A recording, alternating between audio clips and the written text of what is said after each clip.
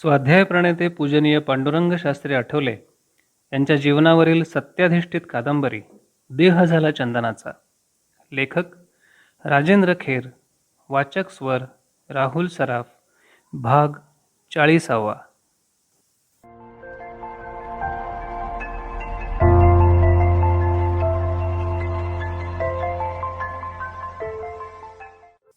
एखादी गोष्ट करण्याची मनात आत्यंतिक इच्छा असणं, पण ती गोष्ट करण्यासाठी मार्ग न सापडणं, अशी मनाची चमत्कारिक अवस्था जेव्हा माणसाच्या आयुष्यात येते तेव्हा त्याच्या मनाची चलबिचल होते.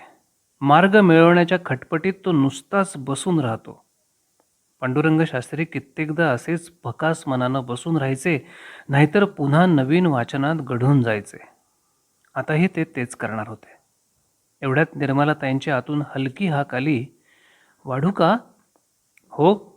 "तात्यांचं झालं ना?" "मगाशीच." "ठीक आहे." एवढं बोलून ते तात्यांजवळ जाऊन बसले. सहजगत्या तात्यांचे पाय ते चेपू लागले. "आई ग." "काय झालं तात्या?" "या पायाला हात लागला ना तरी वेदना होतात." पांडुरंग शास्त्री त्यांच्याकडे नुसते बघत बसले. तात्यांच्या शांत सोज्वळ मुद्रेमागचं वेदनेचं वादळ त्यांना जाणवत होतं, पण ते काहीच करू शकत नव्हते. तात्यांच्या पायावर सर्व प्रकारचे उपचार चालू होते, पण कशाचाच उपयोग होत नव्हता. शून्य दृष्टीनं पांडुरंग शास्त्री तात्यांकडे बघत असतानाच तात्या म्हणाले, "अरे, तू नुसता बसून राहू नकोस. आधी जेवून घे. दमला असशील." "दमतोय कुठला तात्या? एवढ्यानं दमून कसं चालेल?" असं म्हणून ते खिडकीपाशी असलेल्या टेबलाजवळ गेले. बाजूच्या खुर्चीवरून ते टेबलावर चढले. तिथे खिडकीच्या वरच्या बाजूला एक फळी मारलेली होती. त्या फळीवर ओळीनं पुस्तकं मांडून ठेवलेली होती. पुष्कळ दुर्मिळ पुस्तकांचा पांडुरंग शास्त्रींकडे संग्रह होता. बऱ्याच वेळा ते बाहेरून आले म्हणजे या खिडकीजवळच्या टेबलावर चढून उभे राहायचे आणि त्याच स्थितीत फळीवरचं एखादं पुस्तक तिथेच वाचत उभं राहायचे. कित्येक वेळा ते रात्री अपरात्री सुद्धा स्वयंपाकघरात वाचन करत असायचे.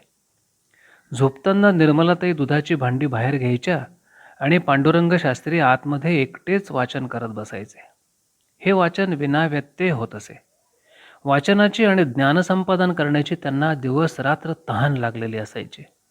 हे करत असताना त्यांना वेळेचंही भान उरत नसे. आत्ताही जेवणाचं ताट वाढायला सांगून ते टेबलावर चढून वाचत उभे राहिले होते. निर्मलाताईंनीही त्यांच्या वाचनात अडथळा आणला नव्हता. एवढ्यात शेंडे, गोखले, हरिभाऊ अशी मंडळी घरात आली.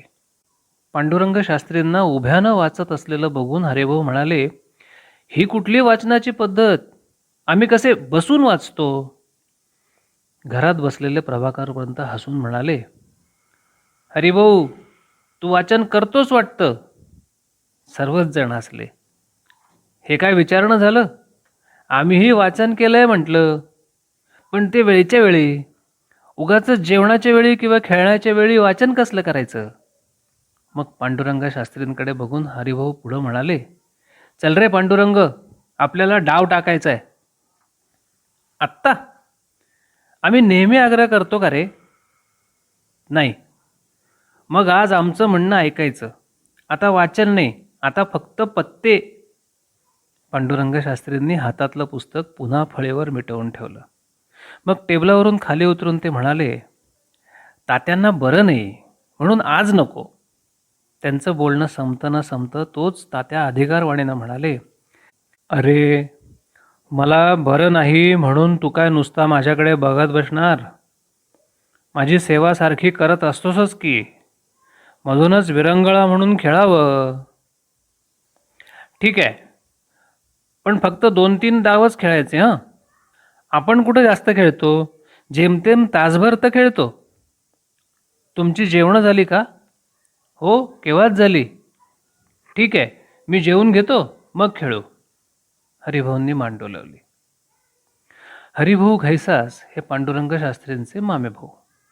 पांडुरंग शास्त्री आणि त्यांचे मामा चिंतोपंत यांच्यामध्ये फार आत्मीयता होती. मामांकडची बरीच मंडळी अकाली देवाला प्रिय झाली होती. त्यामुळे पांडुरंग शास्त्रींच्या मातोश्री पार्वतीबाई यांना वेळोवेळी मामांच्या घरात लक्ष घालावं लागायचं. घैसासांच्या घरात दुःख आणि कारुण्य सुप्तावस्थेत नांदत होतं. पांडुरंग शास्त्रींची मामे भावंड बऱ्याचदा दुःखसागरातून बाहेर पडून आठवल्यांच्या किनाऱ्याला येत असत. घैसास मंडळी शेजारीच राहत असल्यामुळे त्यांची आठवल्यांकडे नेहमीच ये जा असे. आत्ताही हरिभाऊ पत्ते खेळण्याच्या निमित्तानं आले होते. पुढच्या गॅलरीत त्यांनी पत्त्याची बैठक मांडली होती. काही वेळातच पांडुरंग शास्त्री जेवण करून आले आणि त्यांच्यामध्ये सहभागी झाले. पत्त्याचा डाव सुरू झाला. अरे टाक आता हुकमाचं पान. ते पान कशाला टाकलंस? काहीतरीच उतारी केलीस. आता मार त्या राजाला. असे आवाज त्यांच्या खेळामधून उठू लागले. तो डाव बघण्यात शेजार पाजारचे एक दोघे त्यांच्या भोवती जमा झाले. पत्त्याचा डाव बघण्यात ते रंगून गेले. पुढचा डाव चालू असतानाच शेजारच्या घैसास मामींनी आठवल्यांच्या घरात प्रवेश केला होता आणि आत गेल्याबरोबर मधल्या छोट्या खोलीत बसलेल्या पार्वतीबाईंना उद्देशून मोठ्या आश्चर्याने म्हणाल्या होत्या, अहो पारुताई, तुमची सून बघा पुस्तक वाचते. पांडुरंग शास्त्रींच्या कानावर एवढेच पडले तेव्हा ते हलकेच पुटपुटले, मामी, ती माझी पत्नी आहे. माझ्याप्रमाणेच ती सगळं काही वाचणार. तिच्या पाठीमागे घरची कामं नसती तर रॉयल एशियाटिक लायब्ररीसुद्धा तिने वाचून काढली असती. चल हरिभाऊ, तुझी उतारी आली बघ. त्यांचं बोलणं पुरं व्हायच्या आतच रॉयल एशियाटिक लायब्ररीचा शिपाई गॅलरीत येऊन उभा राहिला होता. चाळीतल्या कुणीतरी पोरानं त्याला आठवल्यांचं घर दाखवलं होतं. पांडुरंग शास्त्रींचं सहजगत्या त्याच्याकडे लक्ष गेलं तेव्हा त्यांनी म्हटलं, या या या, आज इकडे कसे काय? थोडं काम होतं. बसा. अहो, पाणी आणा हो यांना. पांडुरंग शास्त्रींनी त्याला आपल्या शेजारीच बसवून घेतलं. निर्मलाताईंनी त्या शिपायाला पाणी आणून दिलं. पाणी पिऊन झाल्यावर त्यानं आपल्या खिशातून एक चिठ्ठी बाहेर काढली. पांडुरंग शास्त्रींच्या हाती ती चिठ्ठी देताना तो म्हणला, लायब्ररियन साहेबांनी पाठवलंय. हे पुस्तक कुठं ठेवलंय हे त्यांना मिळत नाहीये. खूप शोधलं त्यांनी पण गावलं नाही. तुम्हाला समधी पुस्तकं माहीत आहेत म्हणून तुमच्याकडं पाठवलंय. त्यांच्या येण्याचा पांडुरंग शास्त्रींना उलगडा झाला होता. खरोखरच ग्रंथपालाला ते पुस्तक सापडत नव्हतं. त्या भव्य लायब्ररीत त्यानं पुष्कळ शोध घेतला होता पण पुस्तक काही मिळत नव्हतं. कुण्या अभ्यासकाला ते तातडीनं हवं होतं. काय करावं असा प्रश्न तेव्हा त्या ग्रंथपालाला पडला होता. एकाएकी त्याला पांडुरंग शास्त्रींची आठवण झाली. त्या प्रचंड लायब्ररीतली बहुतांशी पुस्तकं नियमितपणानं वाचणारे फक्त पांडुरंग शास्त्री आहेत हे त्याला माहीत होतं. त्यांच्या फोटोग्राफिक मेमरीविषयी सुद्धा त्या ग्रंथपालाला कल्पना होती. म्हणूनच त्यानं तातडीनं त्या शिपायाला चिठ्ठी घेऊन पांडुरंग शास्त्रींकडे पाठवलं. त्यानं आणलेली चिठ्ठी पांडुरंग शास्त्रींनी पाहिली. ती बघून ते पुटपुटले, critical history of Greek philosophy, W.T. Stace. क्षणभर त्यांनी आपले डोळे मिटून घेतले. दुसऱ्याच क्षणी त्यांनी त्या शिपायाला पुस्तकाचा ठावठिकाणा सांगितला. त्यामध्ये लायब्ररीतल्या कुठल्या बाजूला कोणत्या कपाटात कुठल्या फळीवर ते पुस्तक ठेवलंय याचं बारकाईनं वर्णन करून सांगितलं. तो शिपाई एकदम सुखावून गेला तर बाकीची मंडळी आश्चर्यचकित होऊन गेली. शिपाई निघून गेल्यानंतर चिंतोपंतांनी विचारलं देखील, तुला त्या रॉयल एशियाटिक लायब्ररीतलं कुठलं पुस्तक कुठे ठेवलंय हे सुद्धा माहिती आहे? हो, आता वाचनच करतो ना मी तिथे, मग आपोआप माहीत होतं. अरे, तू वाचन करतोस आणि ग्रंथपाल ते पुस्तक जागच्या जागी ठेवतो, तरी पुस्तकाची जागा त्याच्या लक्षात राहत नाही आणि तुझ्या राहते. अरे, तो सवयीचा भाग आहे. जाऊ दे ना, पान टाक तू. तो विषय त्यांनी तिथेच थांबवला. स्वतःचं कौतुक करून घ्यायची त्यांना सवय नव्हती. स्वतःबद्दल कुणी गौरवानं चर्चा केलेली सुद्धा त्यांना आवडत नसे.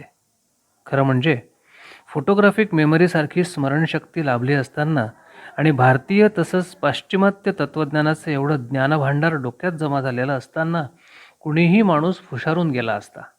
वेळोवेळी त्यानं स्वतःचं कौतुक करून घेतलं असतं.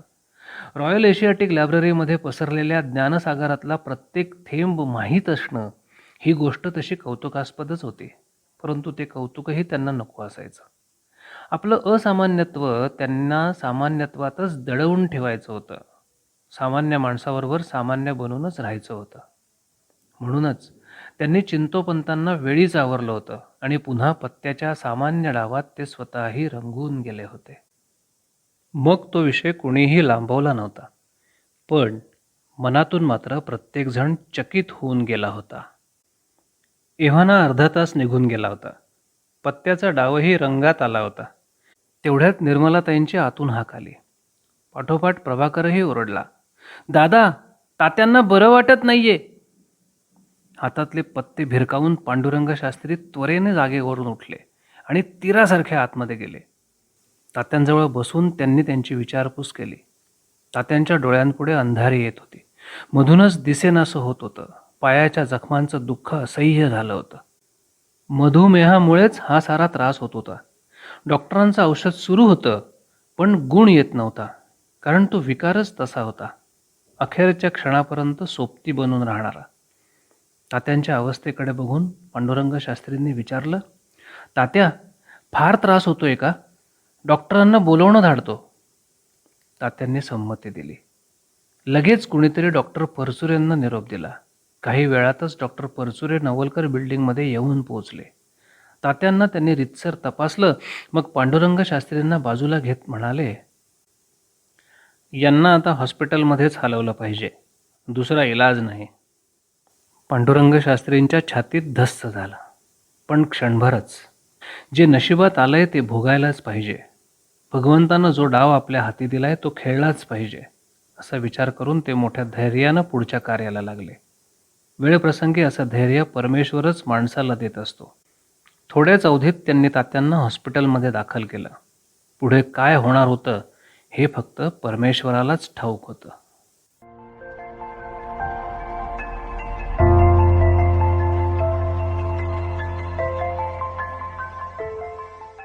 देह झाला चंदनाचा. लेखक राजेंद्र खेर. वाचक स्वर राहुल सराफ.